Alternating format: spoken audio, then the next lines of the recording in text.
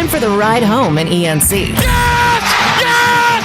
Yes! This is your 5 o'clock drive with Patrick Johnson. Holy mackerel! More news, more interviews, more ECU stories than you can shake a stick at. Hey, stop shaking that stick. This is the Patrick Johnson Show. Pirates win! Pirates win! On 94.3 The Game. One of our favorite shows annually is the Over the River and Through the Woods edition of the Patrick Johnson Show. And your mileage may vary on it year to year, as ours does, because it's our final show of the Thanksgiving week. And then it enters kind of into the holiday period, the wrapping up of football, and all of that. So our final show this week, we'll have the best of the Logan Zone tomorrow, and then Fox all day Friday, including in the Hoist the Colors time slot and in the Patrick Johnson Show time slot, to allow all of our staffers and employees to, spend time with their family. And that's what you got to do this time of year. Be thankful for what you have, count your blessings, and move on. But as for today, we're going out with a bang, baby. The Over the River and Through the Woods edition to get you to the holiday edition of the Patrick Johnson Show. PJ, I'm excited. Pilkington is here? Yes. I'm excited, but I did not know we were getting Friday off to spend time with the family. I decided to go to a hockey game with Wags. Is that bad? It's like family. Okay. Like family. I've known him long enough. He knows my parents. I guess that counts. I've met his. Maybe it counts. But, I mean, this is one of those deals where you're still young enough. But when you get older, Pilk, you got to spend time with the loved ones because, life may intervene. You never know. Not to be all grave here on this edition. Boy, this just took a dark turn, didn't it? Well, I wasn't trying to take it there. I mean, I'm spending time with all sorts of family. We got a big group coming over Thursday. The reason PJ didn't get the invite is because there's too many people already there, and PJ likes to keep his stuff to like 4 to 5 people. That's max for PJ. We're going to have like 10, 12 people there. No, we'll have a lot of people at our you're going to have one? Yeah. But you just won't like it. Well, it depends on who it is. But, look, family's family, baby. We all got them. So you got to enjoy the time with the family. I'm excited. I get to see my nephews, my niece. I'm really pumped up about the whole thing. Later tonight, big oyster roast. There you go. Oh, yeah. I just got to be able to make it up past 8 o'clock. That is the challenge. Patrick, you're going to have to take that between breaks, little espresso shot. Everybody else is taking shots of tequila to cope with the family. You just espresso shot. Make sure you make it up past Coffee 8. and Kahlua, is that there what you go. No, yeah, buddy.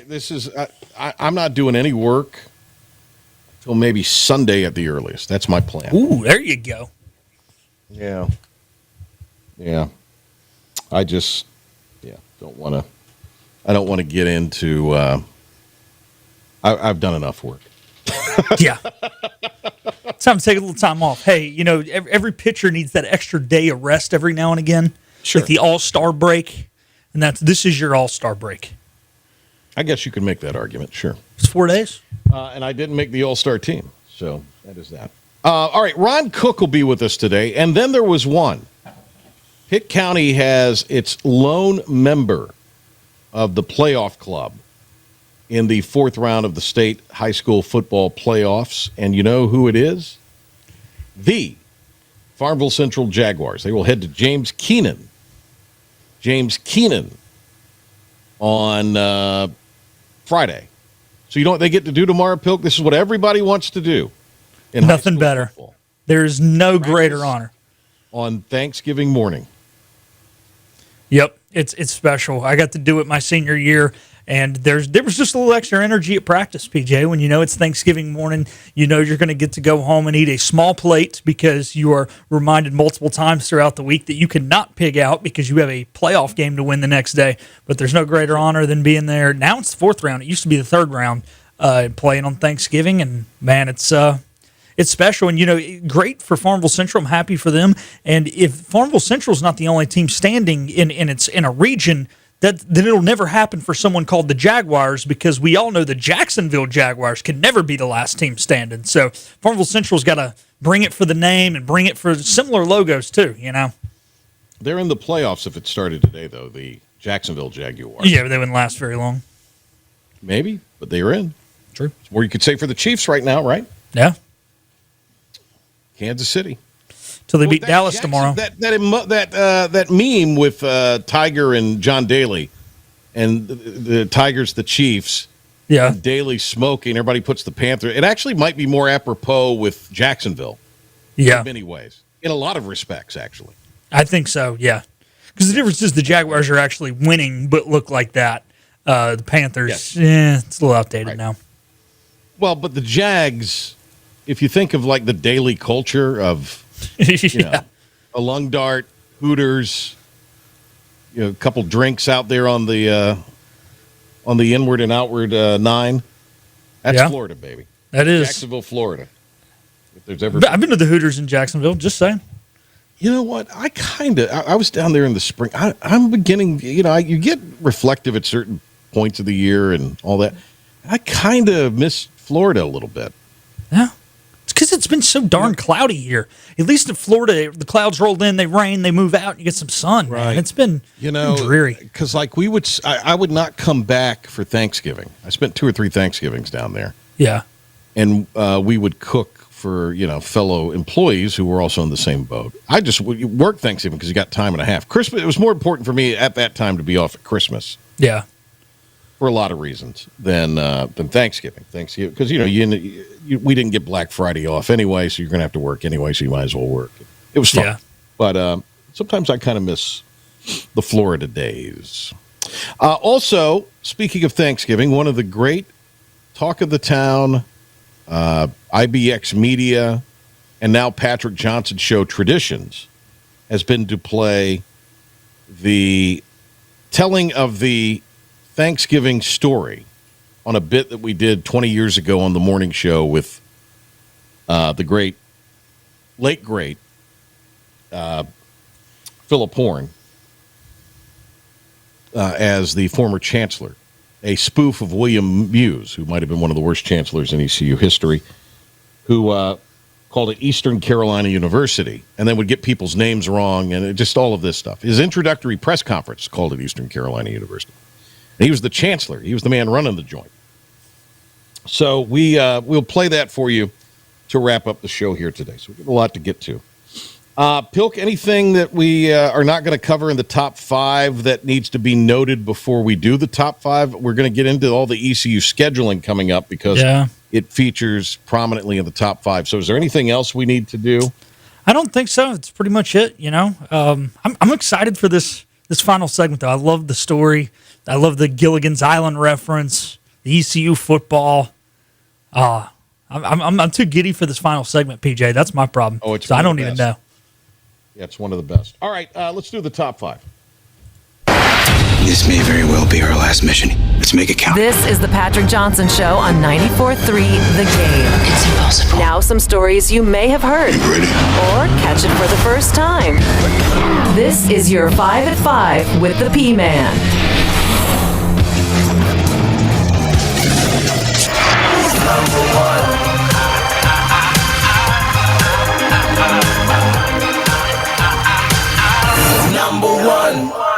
Number 1, Pirates will be in action tomorrow on the hard court at noon, 11:30 airtime with Darren Vaught and Dom Kasulki against the Bonnies, and the football team will be in action on Saturday at noon. Caton Hauser talks about how important the run game has been to the Pirates' success. It's huge. It just gives the confidence in the guys up front, and they go play physical, and then just takes the pressure off me, not having to throw the ball every down, and just keeps us in rhythm. I feel like having the run game going just keeps us in rhythm, keeps us in front of the chains.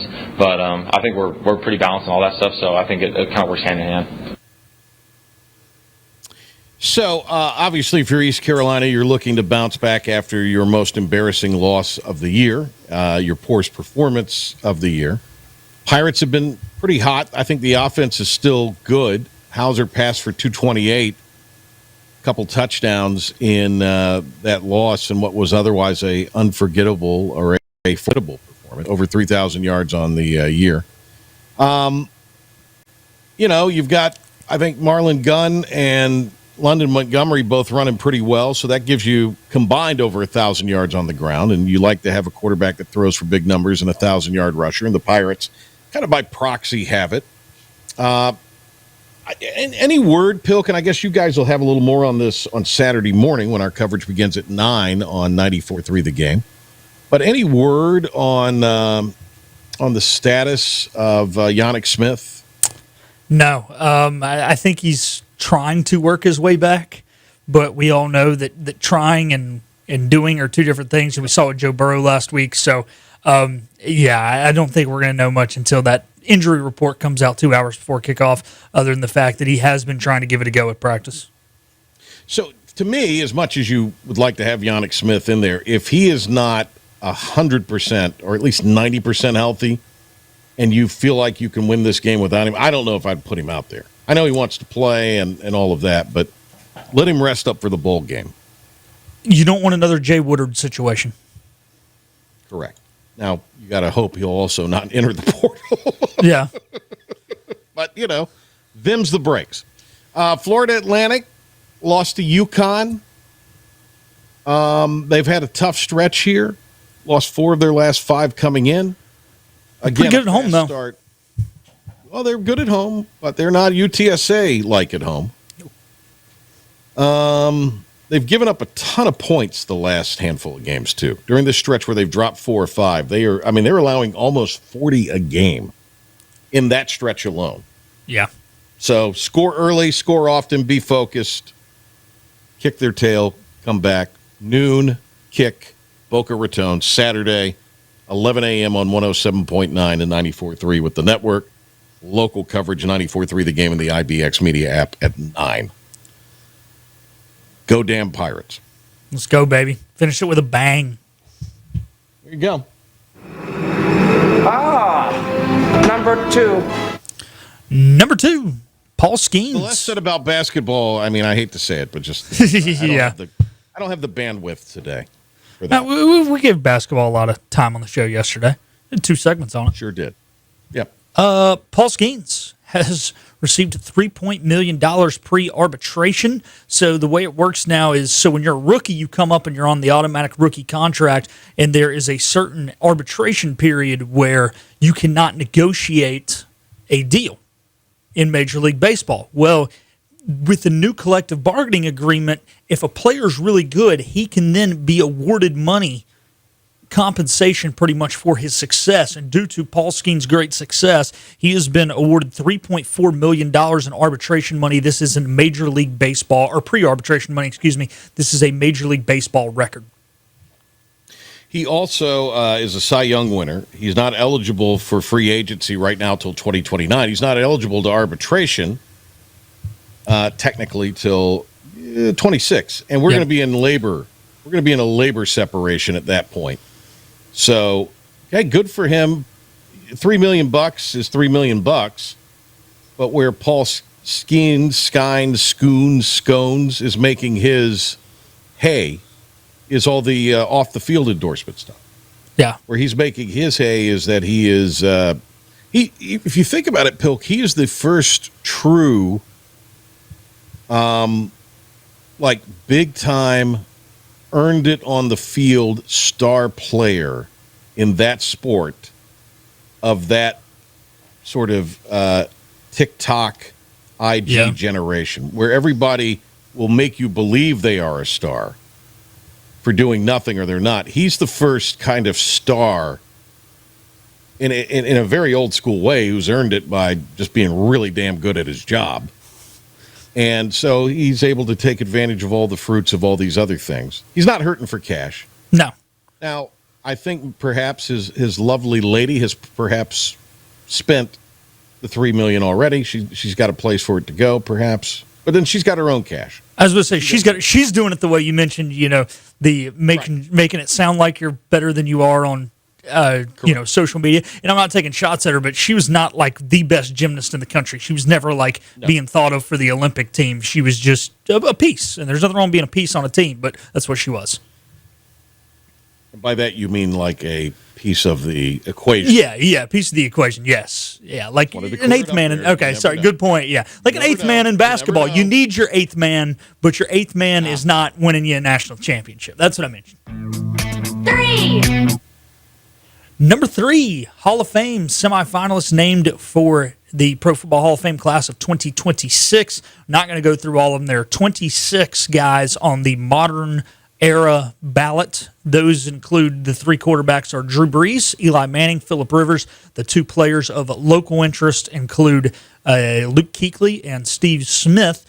As you go to the senior ballot, 9 guys on that, one of which includes Joe Jacoby, who was one of the original Hogs of the Washington Redskins, and he is one of the reasons that Ben B. Baby Byron wanted them to change the name to the Hogs instead of the Commanders, which I appreciate. And Joe Jacoby, also a good friend of IBX Media, and he comes on Henry Hinton's show once a year when they do the Wounded Warriors golf tournament down in Wallace. So let's start with the Panthers first, since that's your bailiwick. Both aren't getting in. If one of the two are going to get in, who's going to get in? Smith. See, I go the other way. I go Kuechly. There has been a bias against shortgevity. I understand that, but Kuechly is a much more endearing figure in a lot of ways than Steve Smith is. Steve Smith is not divisive, may be a little strong. Yeah, because I don't think he's divisive, but he's not. You don't know what he's going to say. He's outspoken.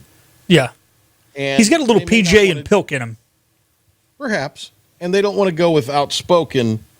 I don't know. I just think there would be more for me. Totally outside looking in, and your point is quite valid of a shortened career, but Kuechly is kind of what you would like to have if you're the Hall of Fame and if you're the Shield as your Hall of Fame represent, yeah, clean, neat. Steve Smith is a wild card. He's a live wire. You don't know what he's going to say. Now, he's great on the air. He's fantastic on television. Yeah. But they both will get in eventually. And I don't even know if either one of them will get in on this time around. Let's talk the quarterbacks. Of those three, who is a Hall of Famer in your opinion? If you had to only pick one of the three, who gets in out of this class? Drew Brees. Interesting, because Eli's got the 2 Super Bowls. Brees had every record known to man when he retired until Brady passed him. But just 1 Super Bowl. Teams win Super Bowls. We give a lot of credit to quarterbacks. I know. And Eli Manning has some things going for him. He does. Would be. He has 2 Super Bowls, knocked off the Patriots both times, and Tom Brady, and Air Jordan's boyfriend. He played in the biggest media market. Wasn't Air Jordan in diapers when they won the first one? Kind of like Bill is now.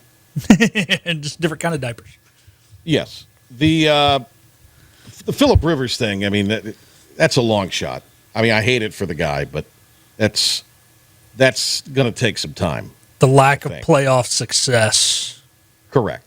Is hurting him. Why not Brees and Eli both? I think they probably do both get in. The tough thing is, the only thing that's really hindering Eli is 117 and 117 as a starter, right at 500. They held him out his last year, yeah, so he wouldn't fall below 500 as a. I mean, he's 500. He's got 2 Super Bowls, man. Yeah. Hey, PJ, who is the only quarterback below 500 to be in the Hall of Fame? Joe Willie Namath. There you go. Eli also has reinvented himself, and in some respects is actually the funnier Manning brother. And I think that may go a ways. The funnier of the two, but Cooper's always been the funniest. Well, then why isn't he on the ESPN2 thing? I don't know. Peyton's funny, but Eli, who always seemed like he was kind of a dope, is actually quite funny. Yeah.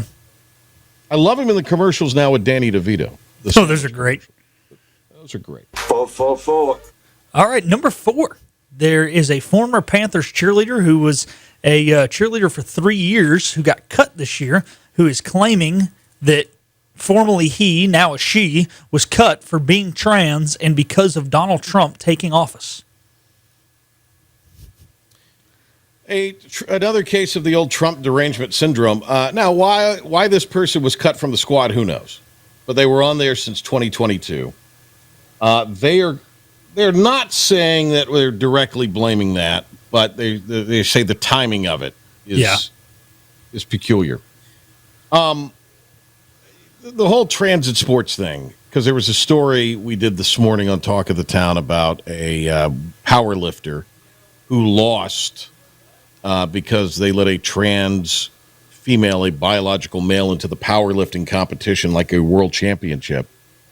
And the weightlifter was quite frustrated, the female, because she was second and it had not allowed a man to compete. She'd been the world champ. Riley Gaines situation. Well, they've since reversed it because the organizers there are claiming, oh, we didn't know. So they're not doing cup checks, apparently. We didn't know. We didn't know it was a trans biological male. I'll say this. I have a long history in women's athletics. And if you, I've been very consistent on this message on this show and others, if you purport to support equality, you purport to support female empowerment, women in athletics deserve the same rights as men, and Title IX and all this, there's just, you cannot support the notion of a biological male competing in female sports. Pilk and I could go out and play pickleball against the Williams sisters, and we'd get smoked because they're the Williams sisters, and we're a couple schleps.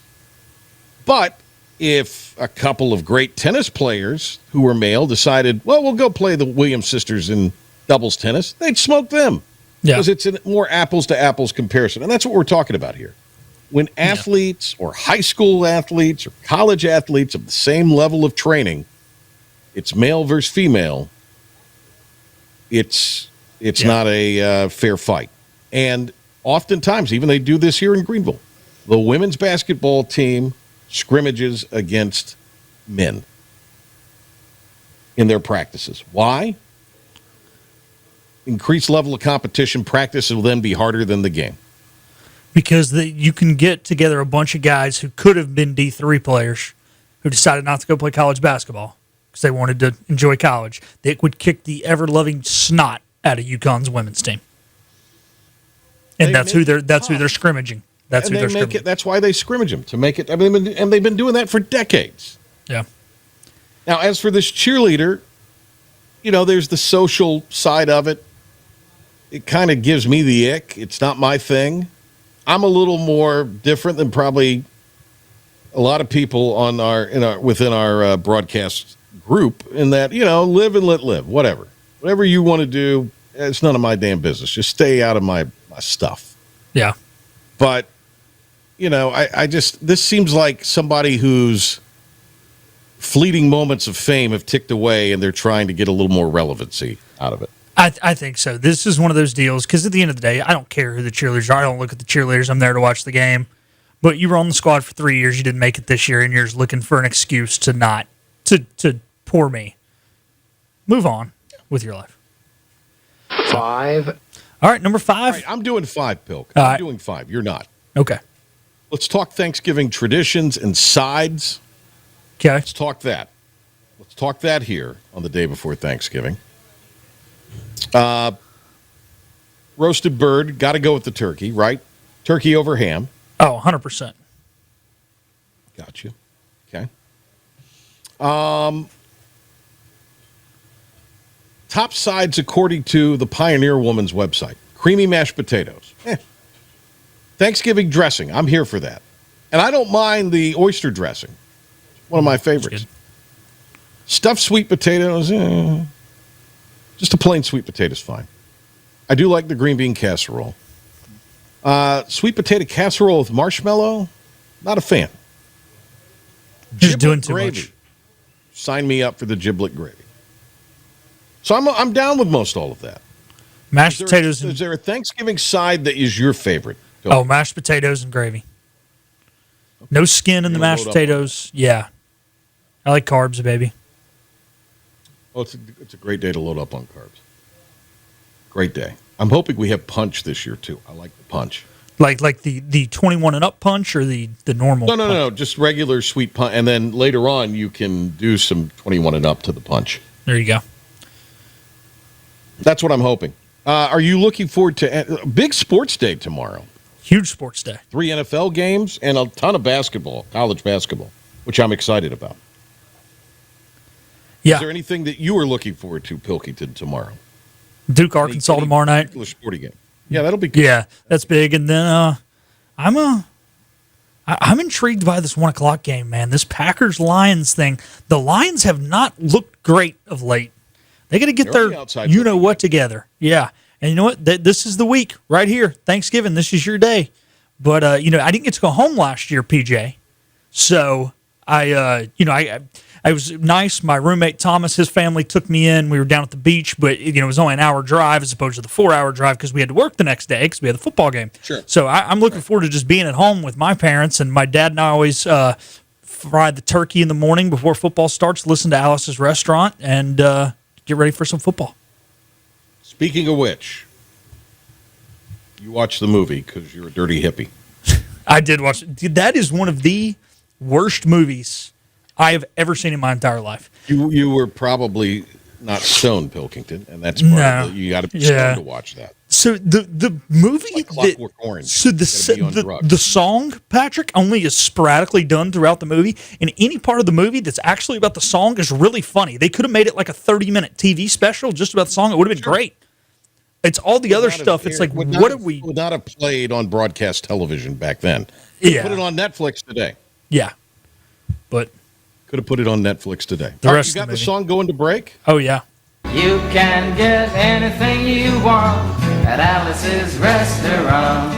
With the DJs back in the day in the music, when they had to work on Thanksgiving, they'd play this. It's Stairway to Heaven. Yeah. So they could go and smoke their left-handed cigarettes. That's what I've been told. I was never a DJ. I have talent. Hey-o! Ooh. Wait a minute. Spinning the wax. Come on. All right. Always gotta take it down that path, don't I, Bill? Ron Cook, when we come back, he is the head coach of Farmville Central. They will practice on Thanksgiving tomorrow, and we'll talk to him about that. And we will talk about their matchup with James Keenan, and then also later on in the show, still to come, the true meaning of Thanksgiving from the former chancellor.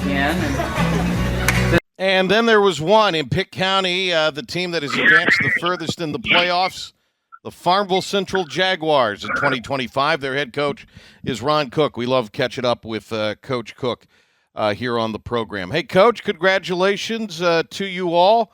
A little Thanksgiving practice this week. So that's always one of the goals every year.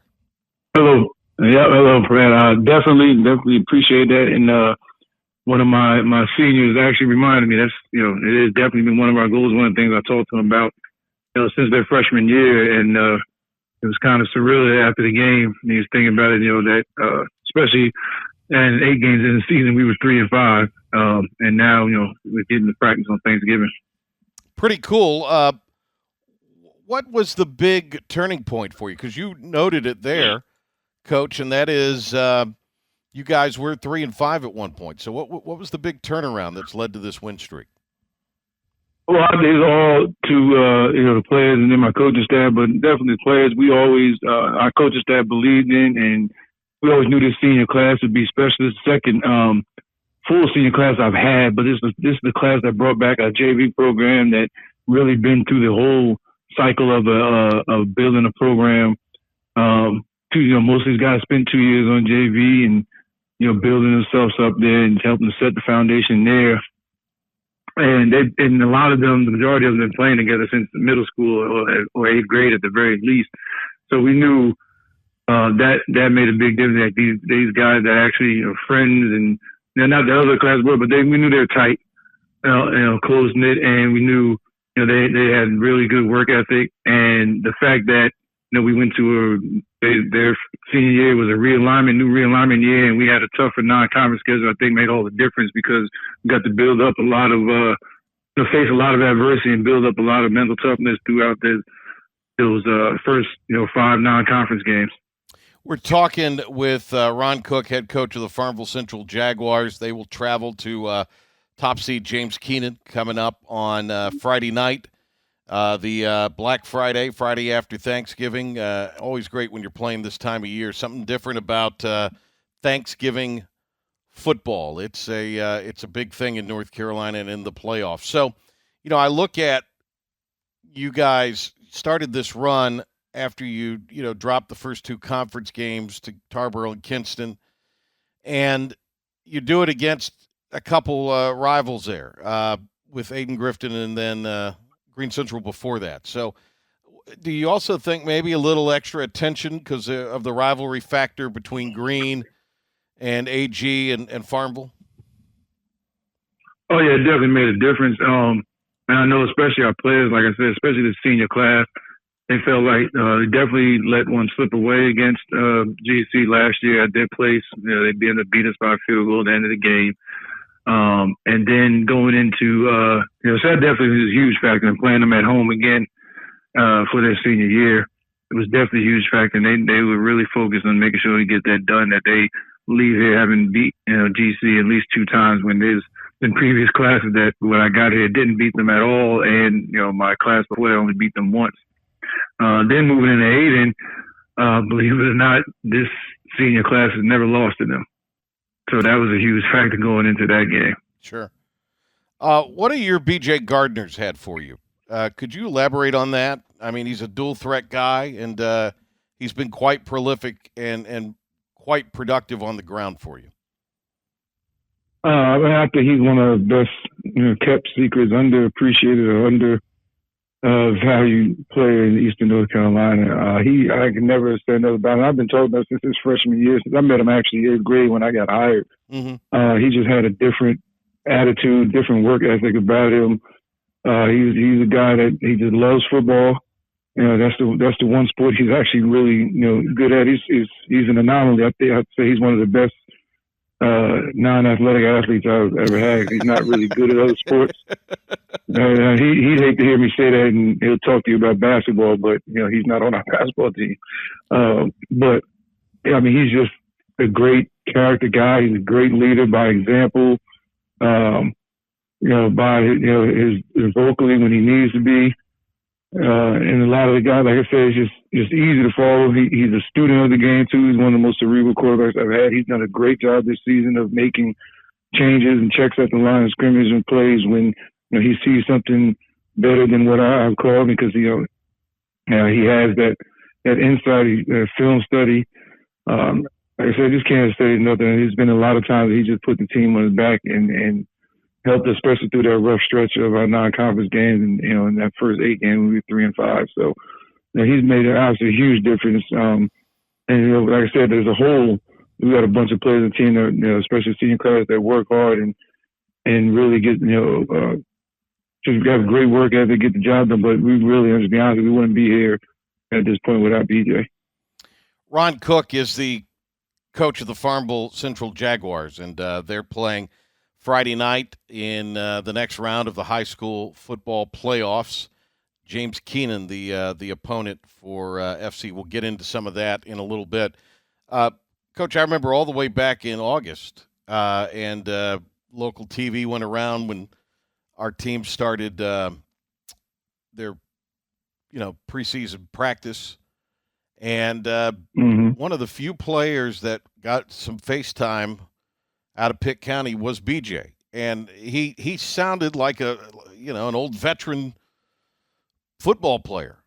He just was so impressive. There's somebody who probably deserves to be, and a team would be really lucky to kind of get him in their program next year. It's just kind of where I sit, and that's what I kind of hear you saying as well. Absolutely, and he's a kid. He may not be a college player, but he's a football player, and he's more than willing actually to play anywhere as long as he gets to play the game. Honestly, we have to force him not to hop in and put defensive reps and scout team and things like that in practice. He really wants to hit people also, so he's not a normal quarterback. You can tell by how he runs. He's very aggressive in running. He's not easy to take down. with his frame, it looks contrary to that, but he's not stronger than he looks, and he puts in the work in the weight room. He's not very fast, but on the field, you would think, he's like a 4 or 5 guy. It's just, like I said, just the work ethic and the attitude that he has, and such a positive attitude that he has, and belief, in himself and his teammates and what he's capable of doing. You guys beat Martin County, and you do it on the road. You got off to a pretty fast start. What was it that led you think, to the fact that you got a victory and were able to kind of extend your lead late in the game? Well, first and foremost is our defense. Our defense has been playing better and better on this win streak in every game. Going back to GC to now, they've actually been playing better each game. The 20 points don't, when you look at the box, our defense only gave up 2 touchdowns. Mm-hmm. We gave up a punt return for a touchdown. Mm-hmm. And those 2 touchdowns were, I think, one in the first and one in the third quarter. But our defense has been getting better every game. They've been playing more physical, being more disciplined in their gap control. So that's been a huge difference for us and something we're really going to need Friday night for them. And then the other thing is just our offense been making less and less mistakes every game. We've had one turnover in each playoff game, but it's been kind of I don't want to say untimed, but just not forced. Like we had a bad snap against Lewisburg. That was the only turnover this game. BJ made a quick bad decision against Martin County through interception. That was the only turnover that game. So it's a huge difference. We haven't really been putting the ball on the ground and been doing a pretty good job other than those one mistakes, taking care of the football. And our tempo makes a huge difference. It's hard to simulate. And I know teams by now know that we're pretty fast on offense. And I think we'd probably rival ECU. I know at one point last week, one of my assistant coaches said we snapped the ball after 8 seconds of the play clock starting. Yeah. So that makes a huge difference also in teams. I mean, like I said, you can't really simulate that in practice. And I think it's kind of shocking when they, especially our first series of the game when we marched down the field. We've scored on first drive in every playoff game this season too. Got James Keenan, Duplin County football. If there's not an Avent playing on the roster, I think that violates some kind of county charter. And they've got Eli Avent as their quarterback. One of those.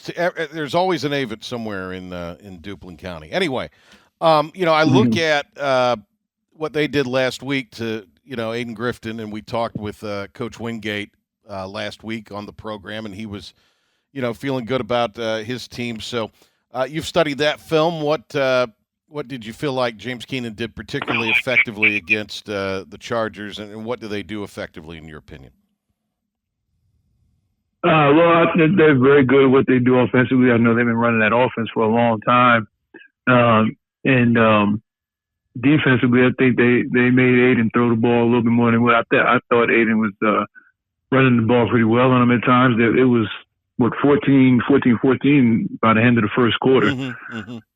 But, but then James Keenan started to get out there in front of him with a couple of big plays in a run. And that's what I've been emphasizing to our defense, especially after the first third game, when we was really bad. We gave up a couple of big, I think out of 4 touchdowns, 3 of them were over 50 yards in our first game against, I forgot the name of the team now, but in our first playoff game, Ashley. And that's a big difference. Yeah. In that game right there was, and that's what we've been getting better at each game is not giving up big plays. And we're going to have to really limit that to 1 or none against James Keenan, not giving up big runs, touchdowns, and making them have to drive down the field. Because that's what they thrive off of. And they got a bunch of athletes back there that can take it the distance. Coach, you got your practice tomorrow, Thanksgiving. What's the schedule? I said Ashley, but it was Heidi Trask, I think you referred to there.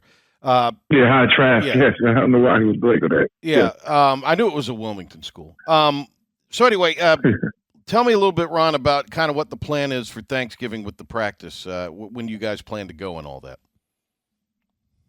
Well, we're going to be out Thursday morning, 9 a.m. Should be done. It was just I don't like to say walkthrough, is our run-through practice. And because everything we do is, we want to stay fast. But, we'll start at 9 a.m. Thursday morning. Should be done by 10:30 a.m. Give them have a little snack before they go home. and with their families enjoy Thanksgiving and get ready for James Keenan the next day. Hey, good luck. Get ready to travel with James Keenan. Yes, sir. Good luck against James Keenan, and I'm looking forward to seeing how that result turns out Friday night. Thank you for the time here. We appreciate it, and happy Thanksgiving to you and the Jaguars, Coach. Absolutely. Happy Thanksgiving to you, and I always appreciate you, Pat. Best of luck to the Jags on Friday when they take on James Keenan. Over the river and through the woods, the real tradition, the real story of all these traditions for Thanksgiving, with the former chancellor's recanting of the Thanksgiving story when we come back. And now, the stunning conclusion. Why is everyone screaming? On 94.3 The Game. Are we running over on the day before a holiday? I think we are. Yeah, gosh. Well, it's worth it. So the late great Philip Horn, as the former chancellor, it is a talk of the town tradition. It is a Patrick Johnson show Thanksgiving tradition from Talk of the Town many, many moons ago. The former chancellor with the story of Thanksgiving. It's always great to be back here in Greensboro. I have two friends and no family. Really? No family? No family. But you got both your friends. But I regard you as my family. You and what did you say his name was? Patrick. Patrick and Trevor. Trent. A family that could use some counseling, but a family nonetheless. You got that right. Well, we got the big football game this weekend. It's NC State, East Carolina, and we got Thanksgiving. Just a lot of things to talk about here this morning. And many people will want to thank me personally for helping to turn the fortunes of Eastern College's athletics program around. No doubt. Hiring Chip Hurts, the athletics. Skip Holtz. Right. The athletics director, Tony Amsterdam. Terry Holland. Right. Yeah. But Hootie, Thanksgiving is more. Henry. Right. Than just our favorite foods and our favorite customs. Yeah. Like lighting the Thanksgiving pecan log. Drinking green beer. Abducting leprechauns. And then throwing up in the gutter. Chasing beavers until they see their shadow and cry, Uncle Buck. Painting turkey eggs all kinds of bright colors and then hiding them under the mattress for little children to find. Dressing your girlfriend up like the Playboy Bunny. And inviting her over to the grotto. Waving brightly colored beads and asking her to shout, Mashed potatoes, gravy, and cranberry sauce.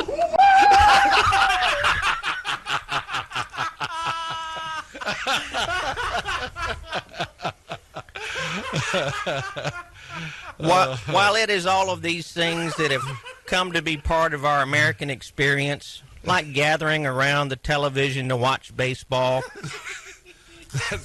That's gathering around the television to watch football, sir. Well, there's room in our multicultural society for your family too, Henry. At least he got my name right that time. He did. It's amazing. It's also very important to understand the true meaning of Thanksgiving. Yeah. To know the Thanksgiving story, which goes something like this. The Thanksgiving story? The Thanksgiving story. Uh-huh. This is history, Herman. This is not something bogus like running a radio station. A long time ago, a group of courageous men and women called hobbits were sick and tired of living in a country where they were being persecuted for being short, not having cars, and no Powerball jackpot.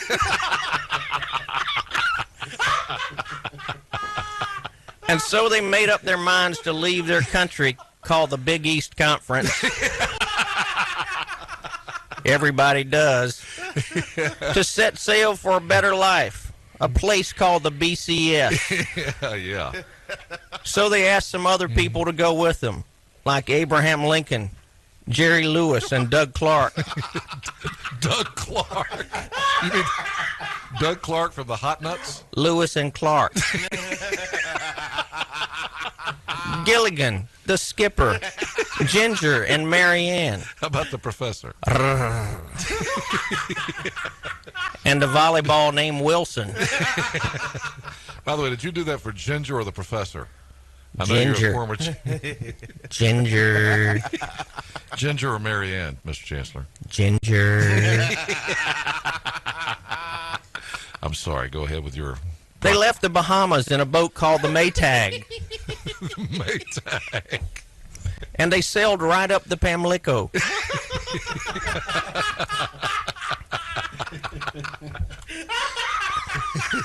Before they took a right turn to go to New York, there was an uncomfortable incident.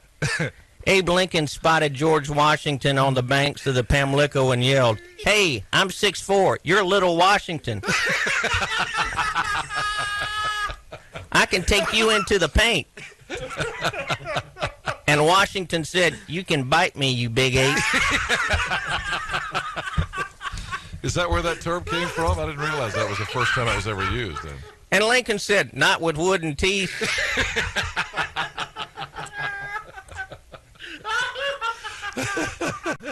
We may need an EMT for Patrick in there. And Washington said, "Yeah, well, I wouldn't go to the theater in New York if I were you. Especially with a bunch of elves." Fortunately, cooler heads prevailed. By the way, Lincoln was shot in a theater in Washington, not New York, just then. Right. It was from that moment on that the hobbits decided they would be known as pilgrims, to avoid the stigma. A fresh start and all. Yeah. When the boat got to Rockefeller Center, the pilgrims were greeted by the Cleveland Indians, who were led by a powerful chieftain named Crisco.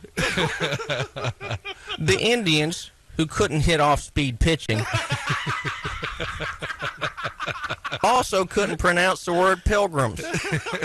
The closest they could get was the word Puritan. Oh. At any rate, the Indians said, "Let's have a party. What you got?" And the Puritan said, "We've got this vegetable oil. Why don't we have a Crisco party in honor of your chief?"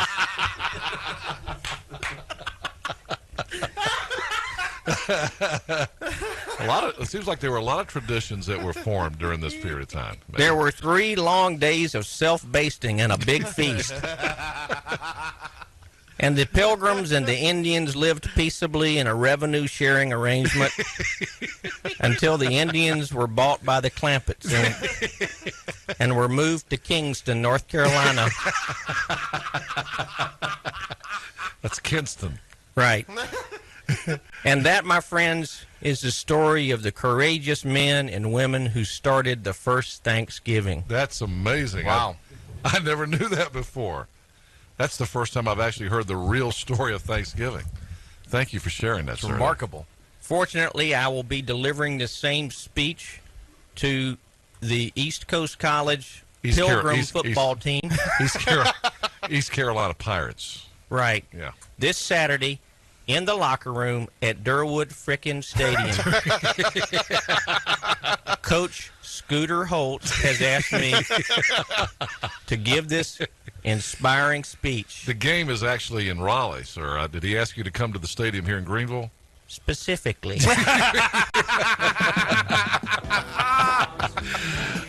That's an amazing thing. Well, thank you for being here, and happy Thanksgiving to you and yours, sir.